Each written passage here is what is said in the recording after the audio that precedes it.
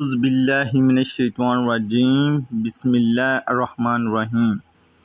حضرت بابا فرید الدین گنج شکر رحمۃ اللہ تعالیٰ علیہ کا خاندان شرافت اور علمی وجاہت میں ممتاز تھا، اس لیے بچپن ہی سے ان کی تعلیم و تربیت کا اہتمام خاندانی روایات کے مطابق ہوا۔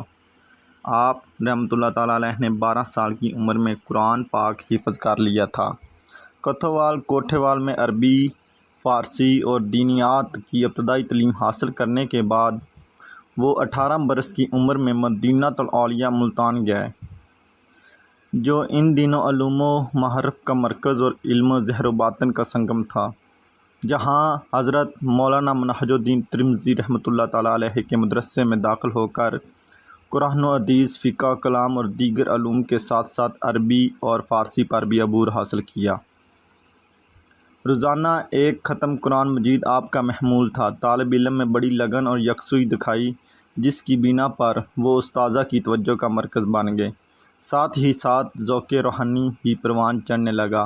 ہونہار طالب علم کا علمی انہماک اور روحانی ذوق تھا، جس نے شیخ جلال الدین تبریزی سہروردی رحمۃ اللہ تعالیٰ علیہ کو ان کی جانب متوجہ کیا۔ شیخ تبریزی رحمۃ اللہ تعالیٰ علیہ نے ایک انار بطور تحفہ عطا فرمایا۔ بابا فرید الدین گنج شکر رحمۃ اللہ تعالیٰ نے روزے سے تھے، اس لیے تناول نہ کر سکے، لہٰذا اسے دوسرے درویشوں نے کھا لیا۔ بعد افطار آپ رحمۃ اللہ تعالیٰ علیہ کو انار کے چھلکے میں ایک دانہ انار ملا۔ آپ رحمۃ اللہ تعالیٰ علیہ نے وہ دانہ کھایا تو ایسا محسوس ہوا کہ روحانیت کی روشنی سے ان کا وجود جگمگا اٹھا۔